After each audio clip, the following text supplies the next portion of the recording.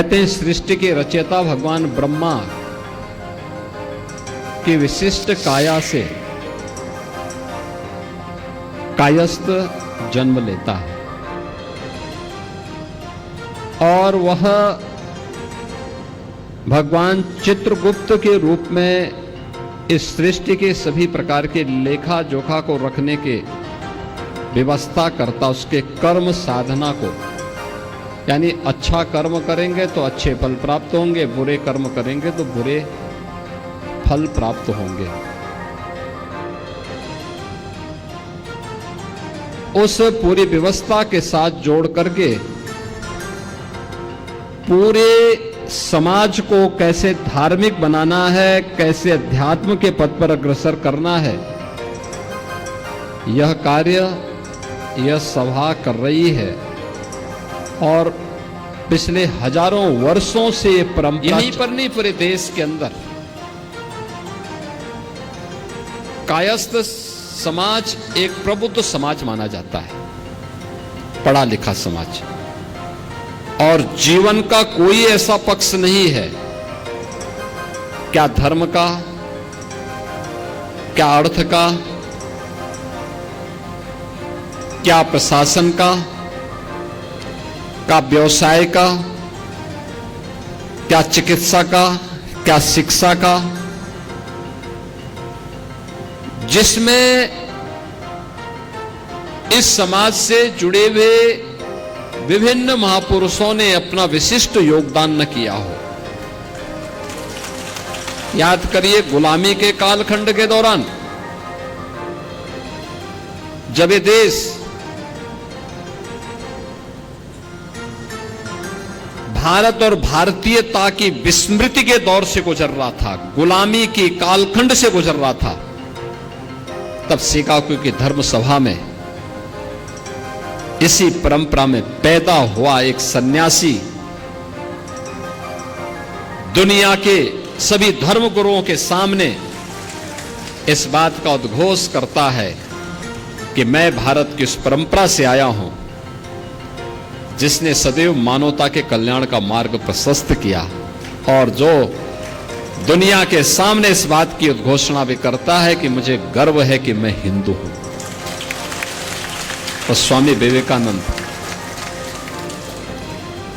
याद करिए, इसी परंपरा में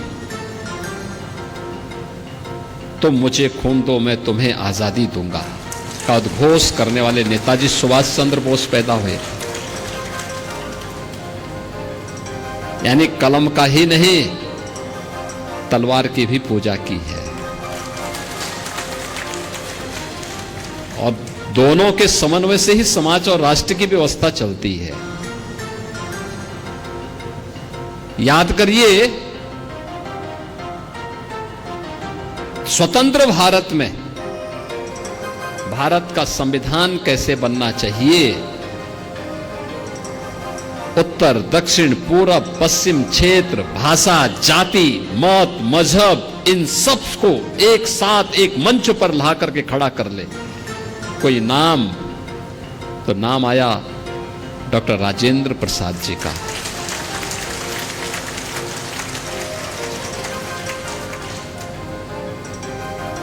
डॉक्टर राजेंद्र प्रसाद जी का। स्वतंत्र भारत में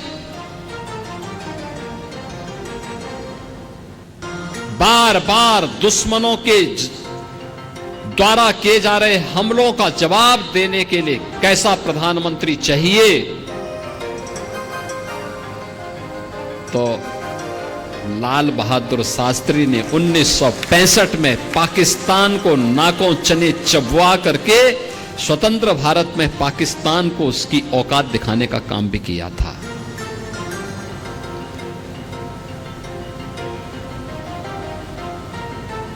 कौन कहता है कि कायस्थ समाज केवल अपने कारोबार तक ही सीमित है, केवल कलम तक ही सीमित है?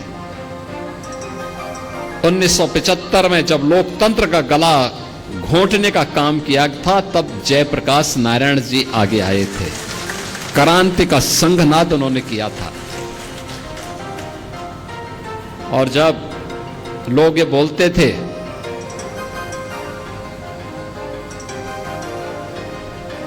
कि अयोध्या में राम मंदिर कभी नहीं बन पाएगा,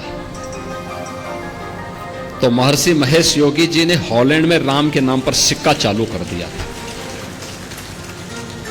यानी भारत से बहुत दूर हॉलैंड में उन्होंने भगवान राम के नाम पे ही करेंसी जारी कर दी। यानी एक ऐसी परंपरा, अगर आप हिंदी साहित्य में जाएंगे, उपन्यास की विशिष्ट शैली जो भारत की उस समय की ग्रामीण पृष्ठभूमि को प्रस्तुत करता है। मुंशी प्रेमचंद इसी गोरखपुर की धरती पर उन्होंने अपना उपन्यास यहां रचने का काम किया था। कौन से ऐसा क्षेत्र है, एक लंबी फेरस्त है। मैं जब अंदर इंटर कर रहा था तो मैं देख रहा था उन सभी महापुरुषों के चित्र लगे हुए थे, और मैं तो चित्रगुप्त महासभा से कहूंगा उन सभी महापुरुषों के चित्र चित्रगुप्त मंदिर में लगने चाहिए, लगाए जाने चाहिए। उनके इतिहास के बारे में वर्तमान पीढ़ी को बताया जाना चाहिए। याद रखना अपने महापुरुषों के गौरव से ही वर्तमान पीढ़ी प्रेरणा लेती है और आगे बढ़ने का रास्ता अपना प्रशस्त करती है।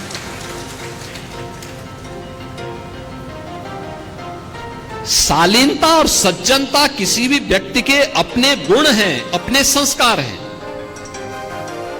लेकिन उस शालीनता और सज्जनता में भी राष्ट्र प्रेम और क्रांति के ज्वार छुपे हुए हैं। यह नेताजी सुभाष चंद्र बोस ने भी दिखाया था, जयप्रकाश नारायण जी ने भी दिखाया था, स्वामी विवेकानंद ने भी दिखाया था, और लाल बहादुर शास्त्री जी ने भी, और मुंशी प्रेमचंद की लेखनी ने भी। यानी कोई ऐसा दौर नहीं जब इस समाज ने देश के लिए बहुत कुछ न किया हो, बहुत कुछ योगदान न किया हो। हमेशा, और उसी के प्रति कृतज्ञता ज्ञापित करने के लिए जब उत्तर प्रदेश के अंदर हमें नेशनल लॉ यूनिवर्सिटी की स्थापना करनी थी, तो मेरे सामने प्रस्ताव है, मैंने कहा डॉक्टर राजेंद्र प्रसाद जी के नाम पर यह बनना चाहिए। प्रयागराज में हम डॉक्टर राजेंद्र प्रसाद जी के नाम पर लॉ यूनिवर्सिटी की स्थापना कर रहे हैं, क्योंकि उनकी जो साधना थी वो केवल अपनी जाति के लिए नहीं थी, देश के लिए थी, पूरे देश के लिए थे। डॉक्टर राजेंद्र प्रसाद जी पहले राष्ट्रपति थे जो माघ मेले में पूरे 1 महीने प्रयागराज में रहकर के भारत की सनातन परंपरा को मजबूती देने का काम करते थे। कुंभ के दौरान वहां रहते थे। प्रेसिडेंट सूट वहां बना हुआ है किले में, आज भी आप जाएंगे। डॉक्टर राजेंद्र प्रसाद जी की स्मृतियों को बार बार चिल्ला के कह रहा है।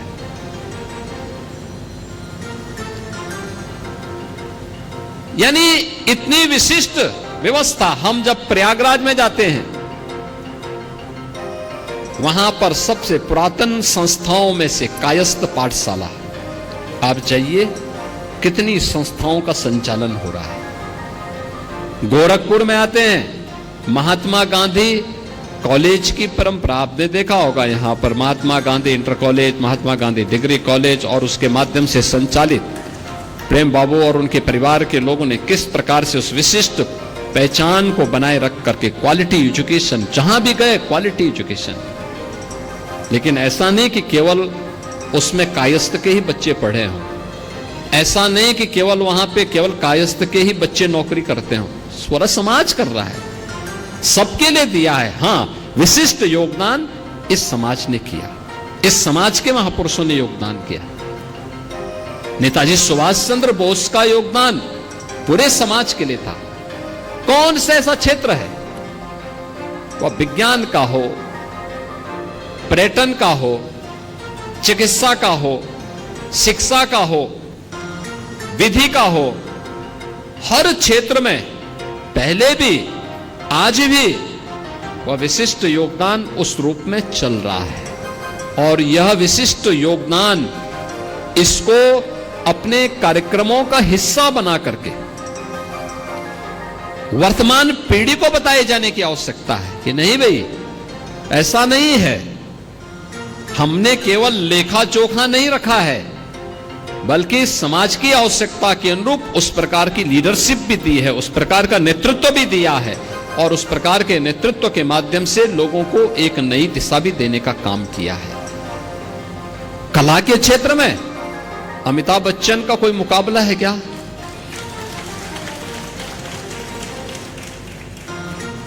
और आज भी आप मिलिए अमिताभ जी से, बहुत ही यानी कितनी सहजता के साथ। आज भी उनके मन में एक पीड़ा होती है, कहते हैं साहब मैं कहीं भी रहा हूं लेकिन मैं उत्तर प्रदेश और प्रयागराज को या उत्तर प्रदेश को कभी भूल नहीं पाता हूं। कहीं भी जाता हूं लोग मुझे यही कहते हैं, मेरे गाने के अनुसार ही मुझे बोलते हैं कि छोरा गंगा किनारे वाला, यही कहकर के लोग मुझे आज भी स्मरण करते हैं। आप देखो ना, आज भी उनके मन में, यानी जिन्होंने कला जगत में अपनी एक नई पहचान बनाया हो, लेकिन मन में अपनी धरती के प्रति वही आत्मीयता का भाव, वही सहजता, वही सरलता। आपने देखा होगा गोरखपुर में शत्रुघ्न सिन्हा जी कई बार आए थे, कार्यक्रमों का हिस्सा बने थे। वही सहजता, वही सरलता, और इसीलिए समाज की पहचान बनती है ऐसे महापुरुषों से। उन महापुरुषों को सदैव स्मरण करना, उसको आगे बढ़ाना, जीवन के प्रत्येक क्षेत्र में हमारी वर्तमान पीढ़ी का मार्गदर्शन वहां से प्राप्त हो, उनके आदर्शों से प्राप्त हो, उससे हम प्रेरणा ले, उस प्रेरणा को अपने जीवन का हिस्सा बनाएं। क्योंकि ये जितने भी महापुरुषों के नाम हमने बोले हैं, ये सभी महापुरुष वो हैं जिनके बारे में हमारी पीढ़ी ने सुना है, जाना है और उनके कार्यों को नजदीक से देखा है।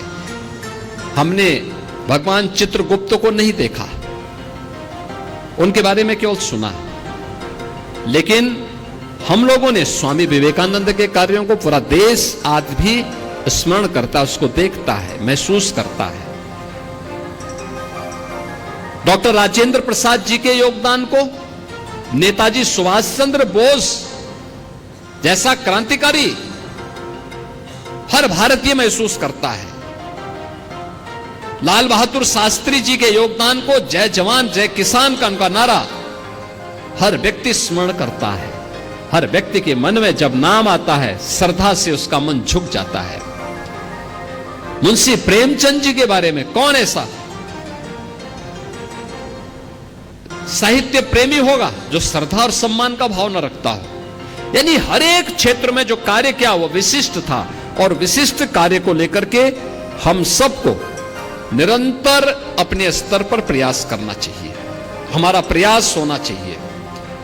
और इसीलिए मैं जो नवनिर्वाचित कार्यकारिणी को इस बारे में कहूंगा कि नवनिर्वाचित कार्यकारिणी इस बात को जरूर ध्यान में रखें कि जिन महापुरुषों ने श्री चित्रगुप्त मंदिर को बनाने में योगदान किया, आप उनके फोटो भी लगाइए, लेकिन सभागार में प्रेरणा वह होनी चाहिए, वह भी होनी चाहिए जो इस समाज से जुड़े हुए वे महानुभाव हैं, उन महापुरुषों के भी जो पूरे समाज को एक नई लीडरशिप दिए हैं। दूसरा, इस प्रकार की सामाजिक संस्थाओं के पदाधिकारी और सामाजिक संस्थाओं की भूमिका होनी चाहिए कि समाज के अच्छे कार्यों को हाईलाइट करना, और अगर कहीं कोई बुराई है उस बुराई को दूर करने के लिए अपने स्तर पर प्रयास करना, उस बुराई को दूर करना, समाज को उससे दूर रखना। आपस में मिलन के कार्यक्रम समय समय पर होते रहने चाहिए। कुछ विशिष्ट लोगों को अपने कार्यक्रम का हिस्सा बनाया जाना चाहिए। देश और दुनिया के अंदर समाज से जुड़े हुए कौन से लोग विशिष्ट योगदान दे रहे हैं, उसका भी लेखा जोखा आपके पास होना चाहिए। अगर ये सब कर लेंगे तो वास्तव में हमारी सामाजिक संस्थाएं अपने कर्तव्यों का निर्वहन करते हुए उन महापुरुषों के आदर्शों को अपने जीवन में अंगीकार कर पाएंगे, जिन महापुरुषों ने अपने योगदान से न केवल समाज को गौरवान्वित किया बल्कि राष्ट्र को एक नई दिशा दी थी। और श्री चित्रगुप्त महासभा एक प्रगतिशील सामाजिक संगठन होने के नाते इस दायित्व का निर्वहन करेगी, यह मुझे पूरा विश्वास है। अभी यहां पर हमारे वरिष्ठ अधिवक्ता से हरिनंदन श्रीवास्तव जी ने जो बात कही बख्शीपुर चौराहे के बारे में, मैंने महापौर जी से कहा है आप इसका प्रस्ताव बनाइए। और ये तो अच्छी बात है कि अगर चित्रगुप्त मंदिर सभा उस चौराहे के सुंदरीकरण के साथ जुड़ता है और उसके रखरखाव के साथ जुड़ता है, और ये दायित्व दिया जाना चाहिए, मंदिर सभा को दिया जाना चाहिए और भगवान चित्रगुप्त के नाम पर ही उसकी पहचान भी वहां पर बननी चाहिए। और सौभाग्य से वहां पर उस पूरे क्षेत्र में कलम और दवात की पूजा ही नहीं होती, बल्कि उसके बारे में पूरे गोरखपुर और इस पूरे क्षेत्र के लोग वहीं से खरीदारी करने के लिए भी आते हैं। उस रूप में भी उसको एक पहचान तो मिलनी ही चाहिए।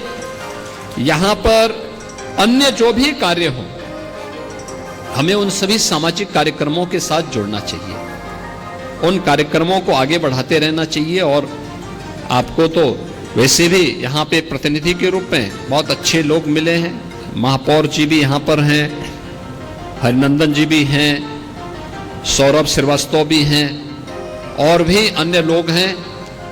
और ये सभी लोग मिलकर के यहाँ नई कार्यकारिणी को संबल प्रदान करेंगे, पुराने और नए मिलकर के और वरिष्ठ जनों का आशीर्वाद लेकर के इस कार्यक्रम को आगे बढ़ाएंगे।